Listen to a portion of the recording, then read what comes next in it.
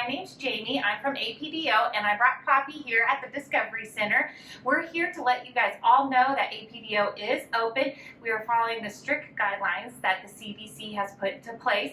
We are doing same-day treatment just like we always have, and parents are welcome back. Hey everyone, and welcome back to Coffee Cuties. My name is Maddie, and I'm the events coordinator here at the Don Harrington Discovery Center. And today I have a very special friend with me named Randall. He is actually a leopard gecko, but he is here to help us celebrate our Pterodactyl Training theme this month. So we are going to hop right in with some fizzing dino eggs, and then we'll hop right over to salt dough fossils. So if you guys are ready to go, we're going to get started. And before we do though, we just want to thank our awesome sponsors, APDO, for always being there and for bringing this awesome content to you. So let's get started. All right, y'all, are you ready to get started? So our first activity today is going to be our fizzing dinosaur eggs. So you're going to want to get a bowl like this. It's going to help you mix everything together, all right? So in your packet, there's going to be a little bag of baking soda that will be labeled. You're going to need it. You're going to need your test tube of vinegar for this one. You are going to want your little dinosaur as well as your packet of glitter. And now I will give you a little heads up. You can use your full packet for this one, or you can go half and half and have a little glitter in both.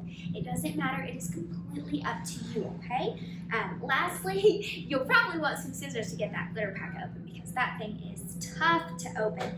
But you will also need 2 tablespoons of water, alrighty? I went ahead and put my water in my bowl, and I am just going to go ahead and empty my baking soda.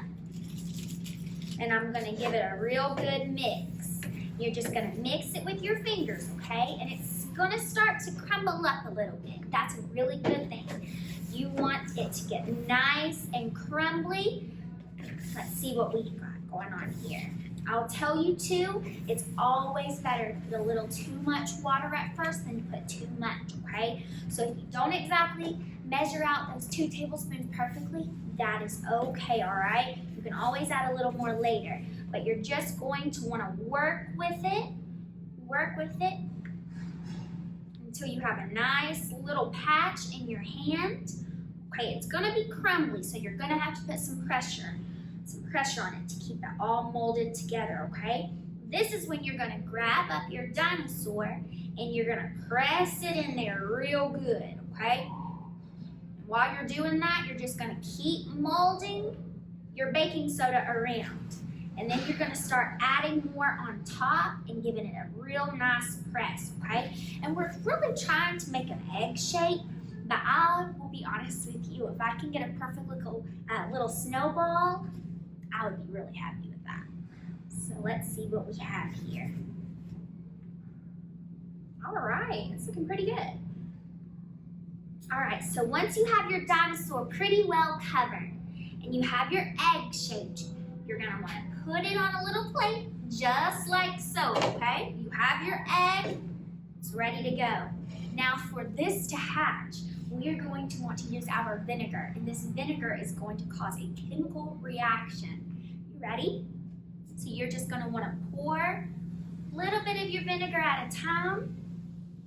See what we have. Pour a little more. And as you can see, this chemical reaction is causing this baking soda to fizz and disappear.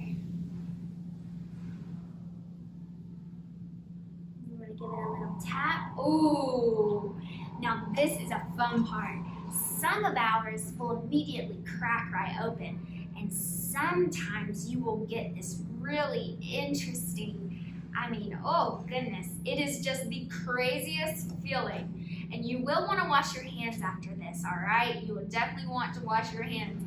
But your dinosaur may come out kind of like how little chickens come out, with a little bit of mess on them, and that is okay. You're just going to want to wash him up really good, and then you're actually going to use this dinosaur for our next activity, which are our salt dough fossils, okay? So before you get started, go ahead and wash those hands. I'm going to get cleaned up, get everything ready for salt dough, and I will be right back, okay? All right, I got done cleaning up, and I'm ready to start our salt dough fossils. So to do that, you will also want a bowl, okay? Just like with our first activity, you can use the same one, just give it a rinse. You will also, and I'll tell you, I've already done this, but you'll also need half a cup of water for this. And I went ahead and put it in my bowl. You're gonna wanna add your salt dough mixture, which is flour and salt, and it will be labeled for you. So we're gonna go ahead and mix it in. And I will say for this one, if you have any rings or jewelry on your hands, go ahead and take those off because we are gonna really be aiming for a Play-Doh-like consistency with this, but it is gonna take quite a bit of mixing, okay? So what we're gonna do right here is mix, mix, mix. And once I have this all mixed up, I will come back to you, okay? So let me get it all mixed up and I'll see you in just a second. Okay, friends, I have my fossil dough all mixed up, but guess what I forgot? I forgot to add my glitter. I forgot to add my glitter to my egg or to my dough. But that is okay. Don't worry. You guys just don't forget your glitter, okay? Because that is going to give it that extra fun pizzazz. But once you have your salt dough and it's really nicely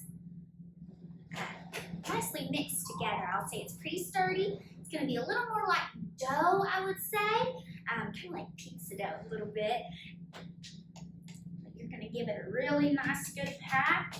And I'm actually just going to lay mine on the table. You will probably want to lay yours on a plate, or even parchment paper or aluminum foil would work as well too, because in order for this to harden and for it to turn into a true fossil, we are going to be leaving this alone for 2 days, okay? You would like for it to sit for 2 full days, and that will harden it up without you having to do any oven work or anything where you could get hurt, all right? But to do some fossils, I'm going to be making some impressions, and you can see my pretty dirty hand, but I'm going to be making some impressions on my salt dough fossil and then just really gently pull it up, putting some feet prints, just making lots of different little impressions, really pushing my dinosaur down in there. This is why I said you want to probably clean it because you will be using it to shove down into this dough, and so we don't want anything coming with it. But I am going to go ahead and add some more little feet prints. Let's see what we have. You definitely want to be able to see. But what we have ended up with is an impression fossil, or our version of an impression fossil. And what you'll want to do for this to harden up, like I said, is just put it somewhere nice and dry and let it sit and harden over time, over about 2 days time. It will harden up and you will not have to put it in the oven or add any heat to it. So this is the safest way for you to harden up your fossil, but I'll also tell you, you do not have to immediately harden it. This is just like Play-Doh, so you can actually, if you're not happy with it, start again and give it another try. That's what's really awesome about these. So just keep it going until you have a fossil that you're really happy with and you're proud of. And then there you have it. You can let it dry for 2 days and you have an awesome impression fossil. But anyway, I hope you had a lot of fun and I'll see you back outside, okay? All right, thank you guys so much for joining Randall and I today. I had a lot of fun making fizzing eggs as well as salt dough fossils. As you can see here though, my best friend Randall has shed his wings. And a fun fact about leopard geckos is they will actually shed their skin, and then instead of leaving it like a snake, they will eat it. It has a lot of nutrients and minerals that they like and need, and so he will go ahead and eat that. But anyway, thank you guys so much for joining us, and we want to thank APDO one more time for sponsoring our awesome content. I will be seeing you guys in 1 month, all right, for our next theme, and you can maybe guess. That's right, spooky science. So I'll see you guys in the month of October.